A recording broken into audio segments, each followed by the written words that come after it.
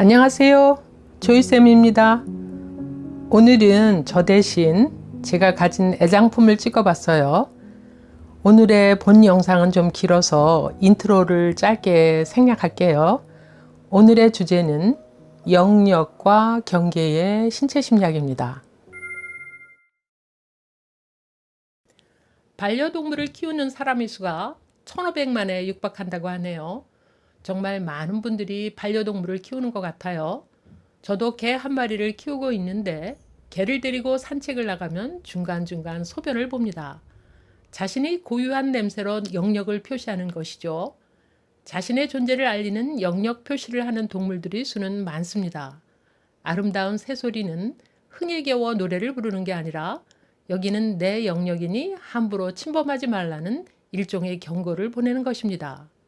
코뿔소는 배설물을 잔뜩 쌓아놓아 냄새뿐 아니라 시각적으로도 자신의 영역을 표시합니다.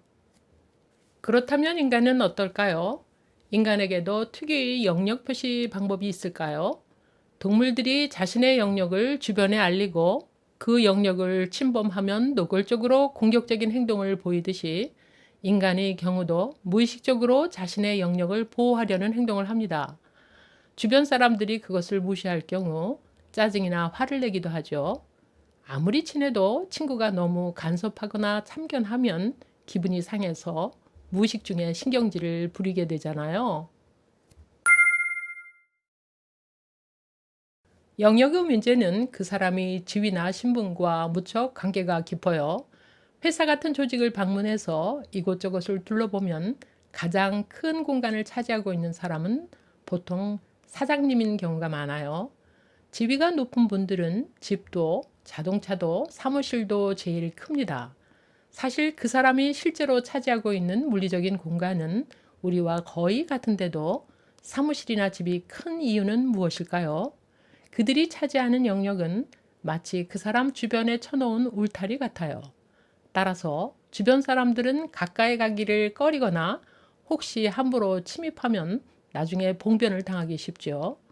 그 사람이 차지하는 공간은 실제로 그가 가진 힘과 비례합니다.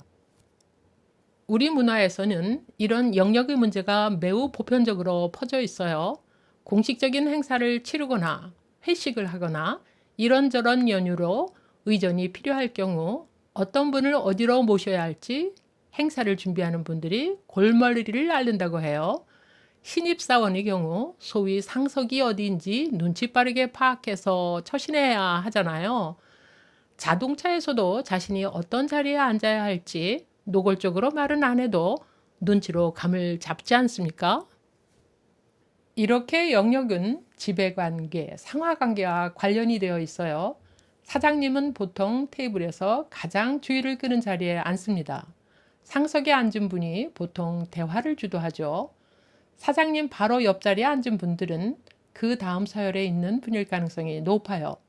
비슷한 지위에 있는 사람들끼리 가까이 앉는 거죠. 신입사원들은 서로 모여 앉아 자기들끼리 이야기를 나누는 게 다반사입니다. 식사 자리에 가면 보통 바로 옆 사람이나 테이블 맞은편에 있는 상대방과 자연스럽게 이야기를 나눕니다. 대각선에 앉은 분이나 멀리 떨어진 분들과 대화를 할 경우 그건 아주 예의에 어긋나는 행동이 됩니다. 만일 그런 행동을 한다면 나중에 따돌림 당할 각오를 해야겠죠. 커피숍에서 매우 가까이 앉아 속삭이는 연인들을 보신 적이 있죠? 그들의 경우에는 서로의 경계가 불분명한 것 같아요. 어쩌면 모든 경계를 허물어버리고 싶을지도 모르죠. 어떤 사람이 신체적으로 바싹 다가온다는 것은 그 사람이 나에게 호감을 갖고 있다는 표시입니다. 그 대상이 이성의 대상이라면 그건 성적 관심을 표현하는 것일 수 있어요. 마주 앉은 남녀가 시간이 갈수록 몸이 점점 더 서로를 향한다면 이는 두 사람의 사랑이 익어간다는 표시일 겁니다. 반대로 마주 앉은 남녀의 몸이 점점 멀어진다면 두 사람의 사랑이 식었거나 머지않아 헤어질 거라는 표시일 겁니다. 남녀의 몸이 공간에서 어떻게 움직이는가에 따라 우리는 두 사람 간의 호감 정도를 알 수 있습니다. 또한 앞으로 그 관계가 어떻게 발전할지도 짐작할 수 있어요. 젊은 남녀가 파티에서 대화에 열중하고 있어요. 이 여성은 남성을 바라보면서 계속 미소를 짓고 있지요. 자신의 매력을 한껏 드러내 보이고 있습니다. 얼마 지나자 남성이 팔을 뻗어 술잔을 부딪힙니다. 여성의 경계 안으로 침입한 것이죠. 그러자 여성은 술잔을 맞부딪히며 응수를 하고 있습니다. 두 남녀가 서로 호감을 느끼고 있는 게 분명하지요.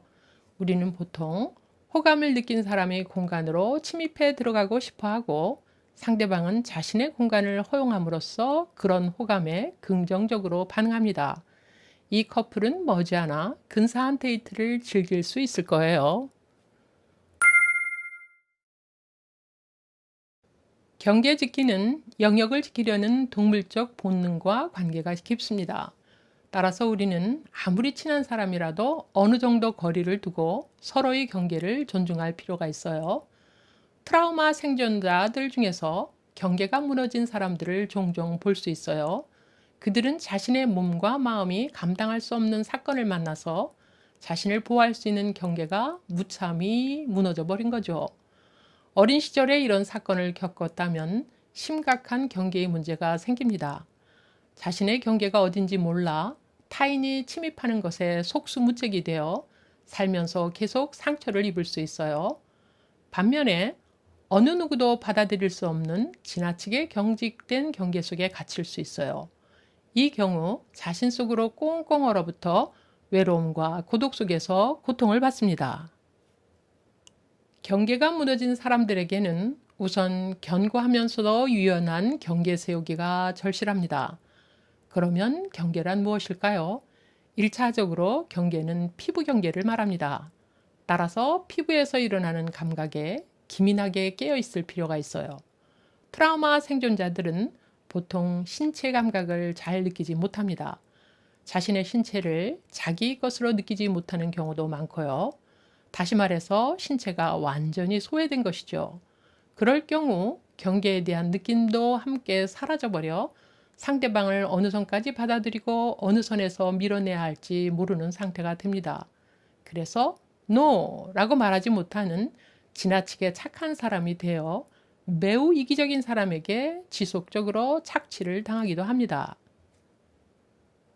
정반대로 좁은 경계 속에 갇혀버리는 사람들도 있어요. 소위 얼어붙은 이런 사람들은 그 누구도 자신 안으로 받아들이지 않아요. 이런 사람들은 늘 겁먹고 무력한 상태에 있기 때문에 모든 사람을 가해자로 착각합니다. 그들의 눈에 세상은 위험으로 가득 차 있고 그 누구도 믿을 수 없죠. 모든 사람이 의심스럽기 때문에 도움을 청할 수도 없어요. 이들은 춥고 바람 부는 황량한 벌판에 홀로 남겨졌다는 느낌에 시달립니다. 이런 세상에서 살아가는 사람들은 얼마나 힘들겠어요? 그렇다면 서로 간에는 어느 정도의 거리가 적당할까요? 내 몸에서 얼마 정도 떨어진 거리의 경계를 정하는 게 좋을까요? 낯선 사람을 처음 만날 때 우리는 서로 눈인사를 나누거나 악수를 하죠. 대충 보면 그 거리는 한 팔 정도의 길이인 것 같아요. 그 거리에서 상대방의 손부터 잡는 건 그 정도의 거리를 안전하게 느끼기 때문이죠. 서로 비어있는 손을 잡으면서 나는 당신을 해칠 생각이 없어요 라는 뜻을 교환하는 거죠. 양팔을 벌린 후 천천히 한 바퀴 돌아보세요. 그 공간이 물리적인 자신의 경계라고 생각하면 크게 틀리지 않을 겁니다.